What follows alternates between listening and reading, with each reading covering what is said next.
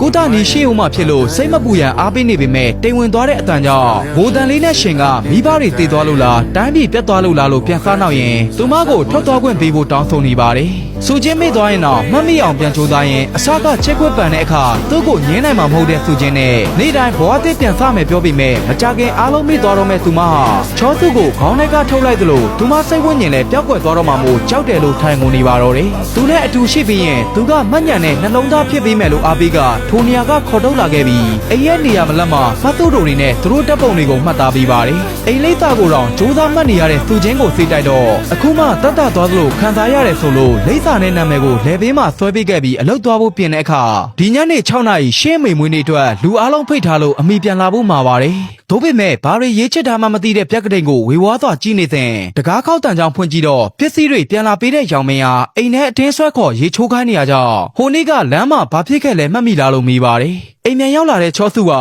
သူ့မိမကိုအစဉ်ပြေရလာမေးနေသူရောင်မင်းနဲ့သူ့ကိုယ်တော်မမှတ်မိတဲ့သူချင်းကြောင့်စိတ်မထိန်နိုင်တော့ပဲရီးသားဟောင်းကိုတရိษံလို့ထိုးနှက်ကန်ကြောက်ပါတော့တယ်။နောက်ကလိုက်ကြည့်နေတဲ့သူချင်းဟာပေါ်လိုက်ပြောက်လိုက်မှတ်ညံတွေကြောင့်မူးဝေလာပြီးချောစုကတော့ငါနဲ့မှပျော်တာဆိုတဲ့ဟိုဘဲကိုပိုပျော်သွားအောင်အသေးလဲထိုးနေချိန်ဖိတ်ထားတဲ့လူကြီးတွေအားလုံးရောက်လာတာမြင်လိုက်ရပြီးသူချင်းနဲ့မိလဲသွားပါတယ်။အခုမှအကြောင်းဆောင်သိတဲ့သူချင်းရဲ့အဖေလဲသူတို့သမီးကိုပြန်ခေါ်သွားမယ်လို့အသိပေးပေမဲ့သူ့သမီးကိုသူပဲစောင့်ရှောက်မယ်ပြောနေချိန်အိတ်ခမ်းထဲကထွက်လာပြီးဘာတွေဖြစ်နေရလဲမေးတဲ့သူချင်းဟာစီးတောင်မထိန်နိုင်ဖြစ်နေလို့ချောစုကပဲသူ့အိမ်နဲ့ချွတ်တုပ်ပြီးရင်ထိုင်ငုံနေခဲ့ပါတယ်။အဲဒီနောက်စိတ်ပြည့်လက်ပြောက်အလောက်ခံနဲ့ဆင်းလာပေမဲ့သူချင်းရဲ့ယောဂအတွက်ငိုနေမိပြီးအိမ်ပုံတန်ငယ်လေးပြင်ဆင်ပြီးတော့နေအောင်ပိုရချင်တဲ့အတွက်ပြတင်းပေါက်ချက်ပေးရန်တောင်းဆိုပါတယ်။အလောက်သွားကန်ဒီသူ့ကိုရောင်မင်းလို့လမ်းခေါ်တဲ့ဇနီးယာဘာမှမဖြစ်သလိုပြန်လှည့်ပြုံးပြတော့ရှင်းကိုချစ်တယ်လို့ပြောနေရတဲ့အိမ်စောစောပြန်ခဲ့မယ်လို့အတိပေးကအိမ်ပြင်မှာထွက်ငိုနေပါတယ်။သူ့မျက်လုံးကိုတက်တက်ကြည့်ပြီးရီးသားအောင်နာမည်နဲ့ချစ်တယ်ပြောခဲ့ကြောင်းဆရာဝန်စီရင်ဖွင့်တဲ့အခါသူ့မညံထဲမှာကြံနေသေးတဲ့အရာတတ်ပဲလို့ရှင်းပြပါတယ်။အလောက်ထဲမှာလည်းစိတ်မပါလို့ထွက်လာခဲ့ပြီး